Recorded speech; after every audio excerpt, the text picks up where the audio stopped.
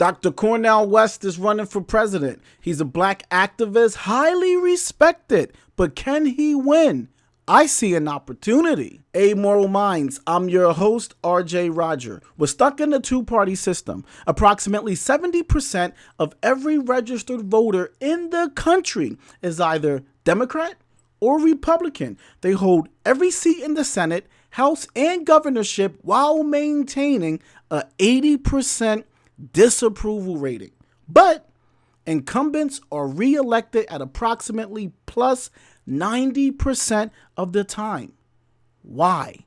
Lack of choice, lack of ideas, and because what could be 5 major political parties are wrapped in this two-party system. No one is happy, but with Dr. Cornel West, I see an option available for us to erase dominant political parties, Democrats and Republicans. Now, for the purpose of this show, I'm only going to break down what I see could be a viable four-party system. So within the Democratic Party, there's essentially two parties that are forced to vote together and work together. So the establishment Democrats, okay, and then you have what I'll call, for the purpose of this video, neoliberalism, woke, okay? Now, the establishment Democrats can't stand these goddamn neoliberal woke, right? And woke can't stand these goddamn Democrats, establishment Democrats. And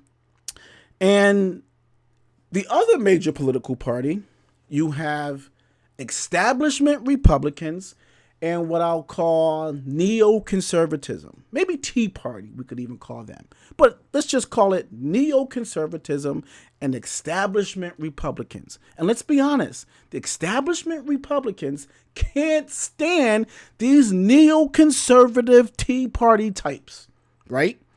And these Tea Party neoconservatives are so sick of these establishment Republicans.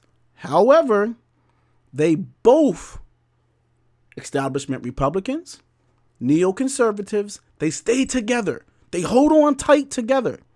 And these establishment Democrats and these neoliberals, they stay together. They hold on tight. Why? Why do they do it? Because neoliberals hate Republicans and neoconservatives more than anything.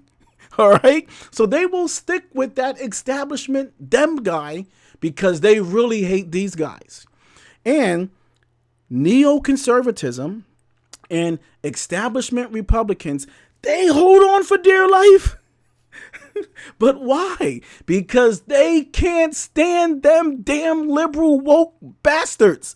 And they rather stick with the establishment Republican than spend one day with one of these two. And it's working out well. It's allowing for the establishments to stay in power. Why not just break into a viable four-party system? Black people are approximately 90% registered Democrat, somewhere around there. And black people have helped to keep Democrats in power pretty much since 1960, but gained nothing for it. And their living conditions today, by most measurable standards, are even worse than they were during the civil rights era. Why are black people holding on to the Democratic Party? Dr. Cornel West is a monkey wrench of sorts for the Democratic establishment. They will need the black vote, unquestionably, to retain power in 2024. But Cornel West is running against the Democrats with the Green Party. Now, the Green Party, endorsed by Dr. Cornel West, has a political position long favored by blacks and under-delivered by Democrats. Here's their platform: social justice, anti-racism, bottom-up economics, police reform, criminal justice reform, union protection, living wage, Medicare for all, and many other things that black people have long been calling for. Is Dr. Cornel West a spoiler? Yes, he's a spoiler.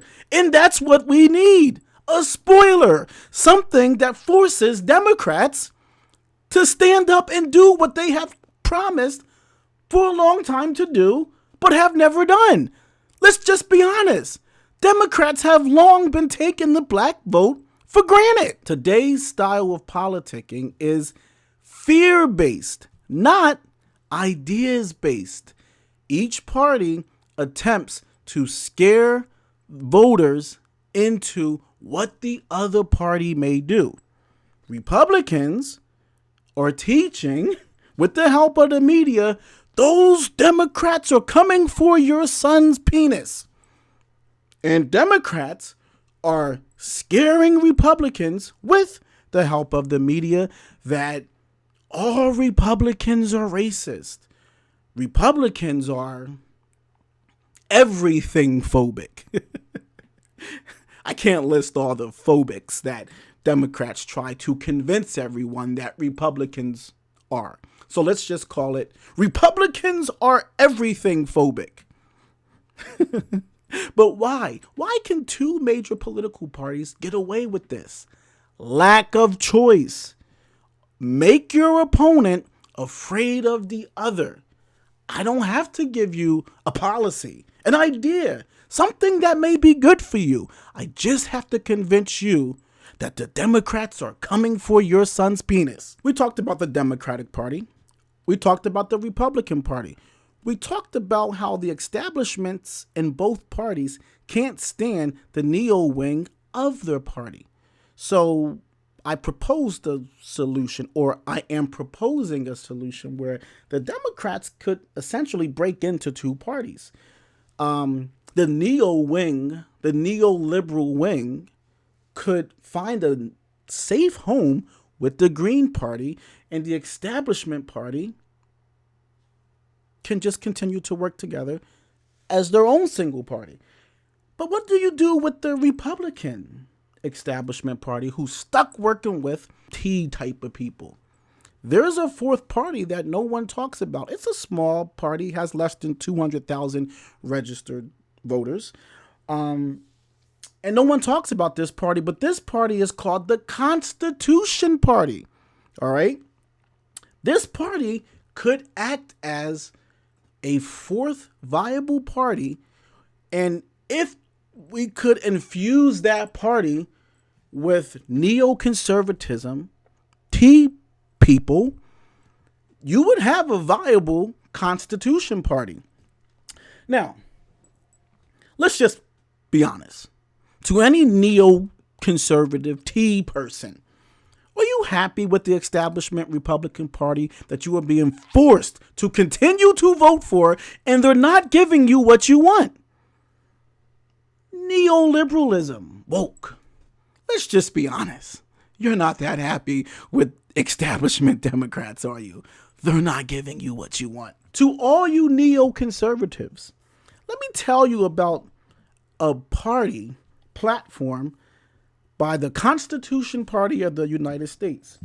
Their platform is original interpretation of the Constitution, fiscal conservatism, social conservatism, anti-abortion, traditional marriage, religious conservatism in the sense of Christianity, biblical studies, family values. They are anti-Social Security, in support of community charity, and they support English as a primary language.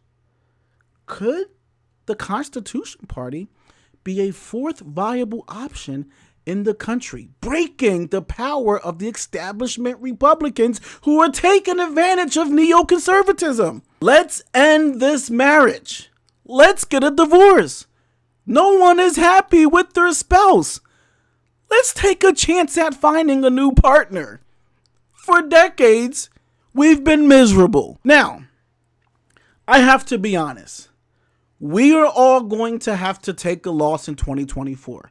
We don't have the time to implement such a plan like this and have it be viable and effective by next year. But if we all did this, if we all went to a true perspective party, we will create a four-party system. And when you have four parties, it is very hard for Democrats to convince three other parties, hey, those three parties, they hate everyone. Hey, those three parties over there, they are everything phobic, right? It's hard for a party to convince, hey, those three parties over there, all three of them want to chop off your son's penis. Okay? So now we are back to competing with ideas and policy. Now there is one final step to fully activating this plan, where we can grab some people from the Democratic establishment and the Republican establishment and put them in to the Green Party and the Constitution Party. The Green Party has a good representative, Dr. West. He can take the black vote. He can take the woke vote, the liberal vote. They would support his platform. You got a party there. How do we get the Constitution Party viable? You need a viable candidate.